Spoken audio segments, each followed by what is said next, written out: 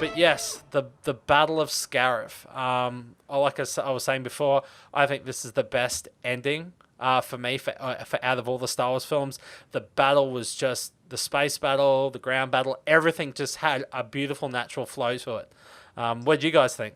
Oh, look, I agree. I think an absolutely fantastic piece of cinema it is, not only as far as Star Wars goes, but as far as, any kind of science fiction or war film or action film, because when it was shot well, it had a lot of, that the stakes were high. Hmm. And, it had that emotional intensity to it with, the characters as well. And look, I think, while I love the film as a whole, just that Scarif sequence alone is worth the price of admission. It is. It's an amazing piece of cinema, I think. And yeah, I just sort of watch it. And look, the first time I saw it, then again, this was not so much Gareth's fault, but there were certain shots, obviously, from the trailer that we'd seen that I really liked. Yeah. E.g., Yeah. Jin versus TIE Fighter. Yes. Yeah. And you just sort of like, when she was walking across, it, like, here it comes, here it comes. And it's like, hang on, Yeah. what just happened? Yeah. When they were running across the beach and all that kind of stuff, which Yeah. it wasn't the fault of the film, No. but because you'd sort of seen those moments and you were Yeah, looking I forward to them and anticipating that Yeah. a lot as well. But again, and part of it too, Adam, as you mentioned before, was because it was on a planet we'd never seen before as well, like a different environment, which added something to it.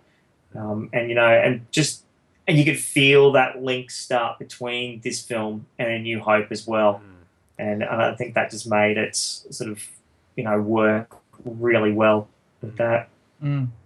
I just love the photography just in the whole battle, especially the space battle. Oh yeah. To me, it's as good as battle as Return of the Jedi as far as the space battle at the end was concerned. But I love the how you were like put more into the middle of it, like some of the shots, like following the X-wings down. Oh, And, yeah.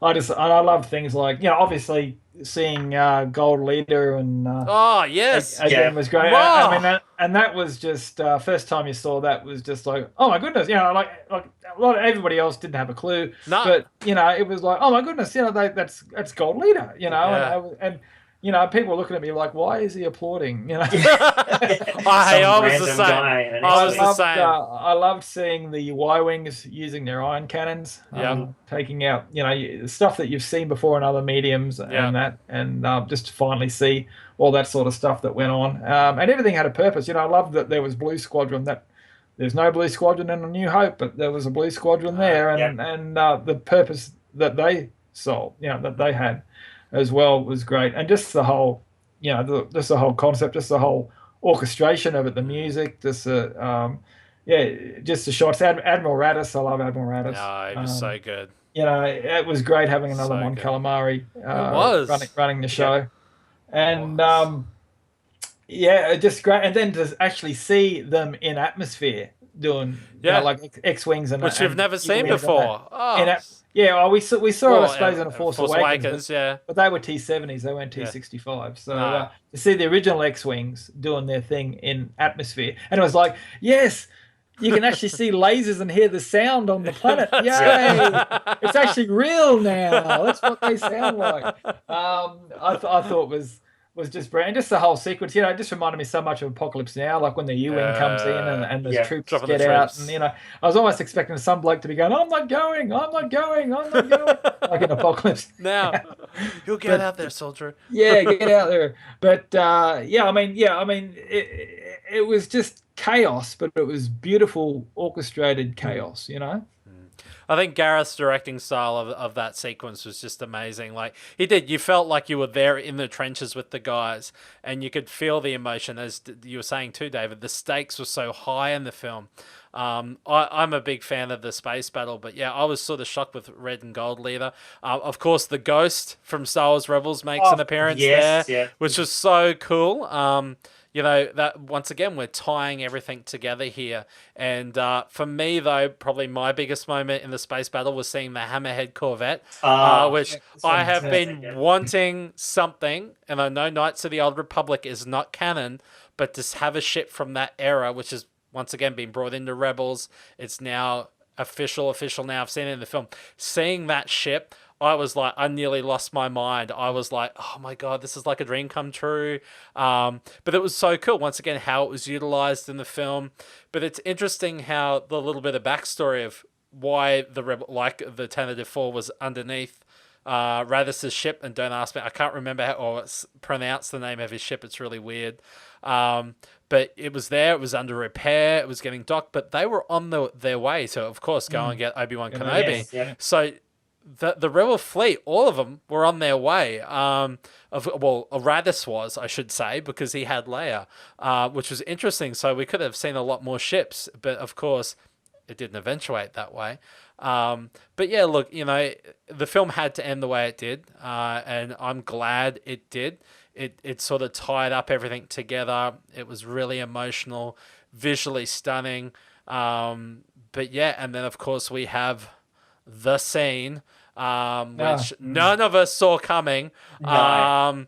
And guys, what did you think of the Vader scene? Like, again, I think I said before, the same with Leia. It was just that moment, when you hear first of all that, the footsteps, and then the breath, and then the lightsaber goes up, and you're just like, you're blown away because it's just the moment. Like you said, you did not see it coming, really. I mean, you knew Vader was going to be in it, and then of course when he just starts cutting everyone down, it's just that moment. People have waited, 40 years to see Vader just, whipping it, go crazy on him. Like I said, and I think you said it before, in last week's Adam, where he must have got a bit tired though. Yeah, that's right. Yeah, I gotta have a siesta. Let the other guys do it next time. But I mean, it was done so, and again, just the music that went with it as well, and again, just that stakes of getting it out, and you know what's going to happen with the plans and everything, but it was just so well done. You almost forget for a moment what is going to happen next. And I love being surprised like that in films. I think it's really cool. I don't think he actually realised that they had the plans and they were trying to transfer them. I think he was just carving his way through to get to the ship, because when he reaches in Star Wars, when he reaches them and says, plans were beamed to this ship, right? He assumes that they were beamed to the Tentative 4, right? He didn't know they were actually passed through. So I don't think he was actually, because otherwise he could have just used the Force and grab the plans. Right? What's that guy got there? Yeah, exactly. So he was carving his way through to get. I think because he was just really angry, because he thought if I have to go down to Scarif and go on that sand, which we know is Force. The sand, yeah. I'm not going. That's right. I'm not going there, Scarif. Yeah. So that was what all that was about, and. Yeah, because initially, when you watch Star Wars again, you're like, oh, hang on, that doesn't really, some of the dialogue doesn't really tie up with what happened in Rogue One. But if he was under that impression that, the ship had the plans, they hadn't got them yet, then he was on his way to get it, But it was just everything about that scene. I found the music very reminiscent of the scene where Anakin is slaughtering the Trade Federation and all that, and the Separatists. The music was very similar. So we had the slaughter scene there, and we have a slaughter. I found that both those pieces of music really sort of, for me, married up with regards to his rage and his anger, which is really cool. But of course, we get there. Gareth Edwards has his little cameo there as unhinging the ship, which was cool to see Gareth. Yes.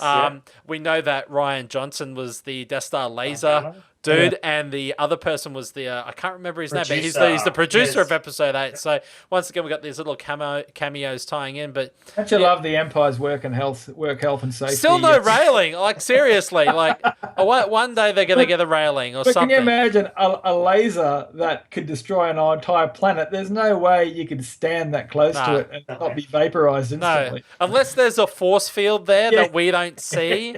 They'd be burnt to a crisp. But they just go down there burnt. We'll send someone else down. One day it'll be sorted. But look, for me, the ending. Once again, it's the film that you can watch. And as soon as that final shot of the Tentative 4 going to hyperspace, you can whack in the New Hope straight away, and boom, you're back into the story.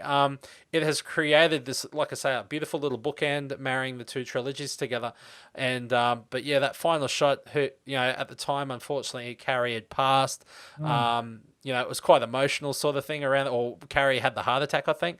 She hadn't passed away? I can't remember the date she passed. Yeah, not when it released. 23rd she had. That's right. She so it was passed. like pretty much a week after. So yeah, you know, about a week. it was still very high emotional sort of thing at the cinema. But I guess for me now watching it again, I get a little bit more emotional knowing that Carrie has passed. But what a way! And I know it wasn't her, but what a way for her character in sort of an original trilogy way to be given an honor and having presented there. And of course, we'll see her again in episode 8 in the final role. But like I said, for me, this is the film that I think we've needed with regards to it being grittier, darker, edgier than any other Star Wars film. Like they always say, the Empire Strikes Back is very dark and it's the dramatic one. And look, Empire for me still sits at the top. It's such a hard film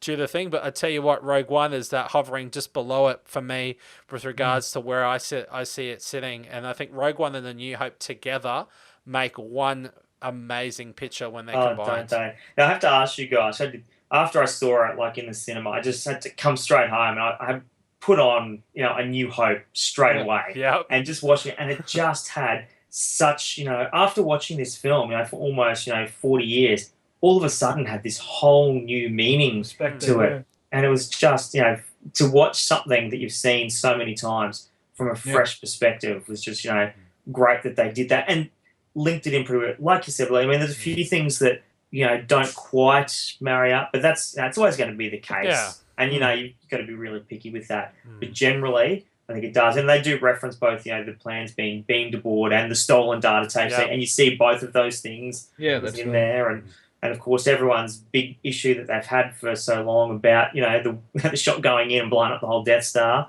all of a sudden makes a lot of sense to everyone as well. And like I said, from that opening crawl where it mentions the rebel spies, and to read those words now just, it breaks your heart because you just know what these people went through to actually do that, that they actually made. Well, it's interesting because the Death Star itself has a new meaning. It's Project Stardust. Yeah. It's Galen. The Urso family is responsible for creating the most destructive thing, but it also too gave the rebellion the greatest hope to winning.